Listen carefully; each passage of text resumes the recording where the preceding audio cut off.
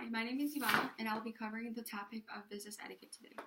In this presentation, I'll be going over what business etiquette is, why it's important, over the phone business etiquette, online business etiquette, and in-person business etiquette. I thought I would start off by talking about a personal experience that I've had with business etiquette.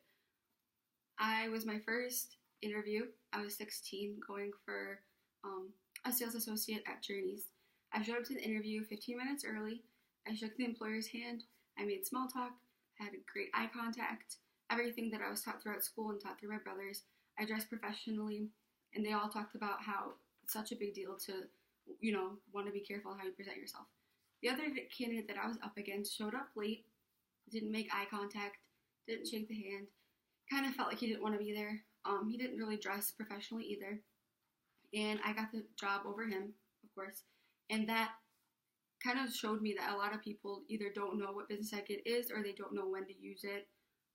So I thought this was a great topic. So to start off, I'll talk about the importance of business etiquette. Business etiquette is important because it builds a reputation. For example, if a customer goes into a store and all of the associates were very friendly, they got everything they needed, they left with a great experience.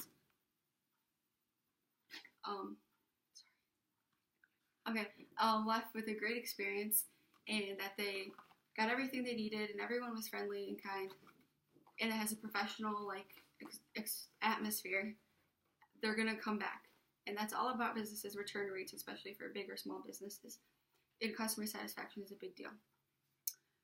And you create that atmosphere with business etiquette by making eye contact, shaking hands, making sure that everyone's well taken care of, and giving the customers the attention that they need. Another reason that business etiquette is important is because productivity and efficiency increases. If everyone communicates exactly what they want and they need directly and clearly, then there's less chance of mistakes. In business, if there is a mistake, those mistakes are paid for through the employer's pocket or the company's pocket. So it's better just to be careful and not, make sure you prevent mistakes before they happen. The third reason is customer satisfaction. Customer satisfaction kind of ties in with reputation, but making sure, people trust. If they have a great experience, they're going to trust it, especially when it comes down to Chick-fil-A or McDonald's. They go to Chick-fil-A, everyone's nice, they're kind, they introduce themselves, they ask for your name, as opposed to McDonald's, where a lot of the associates don't ever seem like they want to be there. They don't ask for your name. You don't get that feeling. And the fourth reason that I have business etiquette being important is it standardizes business procedures. If everyone speaks clearly and everyone has a sense of what's supposed to be done in a business setting, things move along quicker. It makes it easier. So it ranges from every company and every interview. You should come early. You should shake people's hands. You should speak clearly. Look at them in the eyes. It moves things along. It makes everything easier so everyone knows what they should expect. So we're going to talk about over the phone. A lot of times people will get called back from a company, or they're calling someone, or it might be a phone interview. I don't know if a lot of people know that there is such a thing as over the phone business etiquette. You want to make sure that you introduce yourself, speak clearly, try to avoid using like slang terms, because it is, once again, it's professional. You're supposed to be professional with anything business related. You also want to make sure you're doing a follow-up, because if you tell someone, I'm going to email you, I'm going to call you back, you want to make sure you do that in a timely manner, because that's all part of it and it all ties in together. The next thing we're going to talk about is online business etiquette. Online business etiquette has been a growing area of interest. Everything that we do now is online or connected somehow online. So you want to make sure you know what you're doing.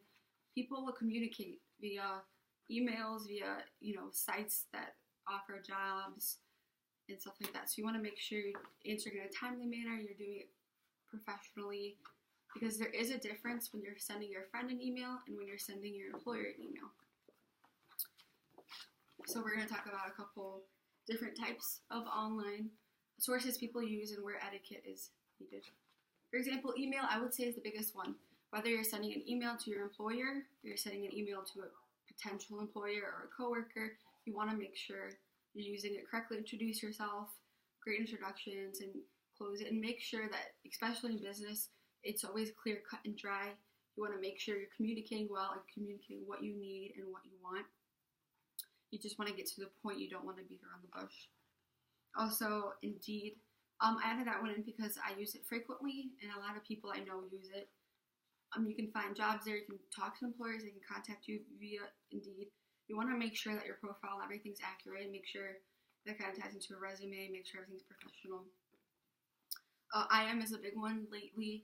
A lot of companies have invested in IM over in the workplace. They all go over one server, and they, communicate some message to somebody else across the building. You want to make sure you're being professional, you're being business-like, especially if you don't want your employer to find something that they don't want to see. Just keep it short, simple, sweet, and only use it when you have to. Text messaging kind of goes the same thing. A text message to your sister, your brother, your friend is going to be different than a text message you send to your employer. So you want to make sure you know the difference and take all the precautions that you need. Social media is also a big one. If you know that you're job searching and you want to make sure you clean up all of your digital dirt, make sure everything's clean. Any pictures that you don't want your employer to find, then you should take those off and get rid of them. Also, you got to be careful about what you post because that stuff never goes away. That also ties into etiquette. If you see that your coworker requested you on some kind of social media site, make sure you're being kind and friendly. Even though it is out of work setting, if it's your employer or coworker, you want to make sure the business etiquette still applies. Also, websites is a big one. A lot of people go on websites now to find information or to, get stuff, order stuff. You want to make sure if you're running a business with a website, or if you're using a website or you're running it for someone else, make sure you respond to all of their needs, make sure they can contact you, and you're doing everything in a timely manner.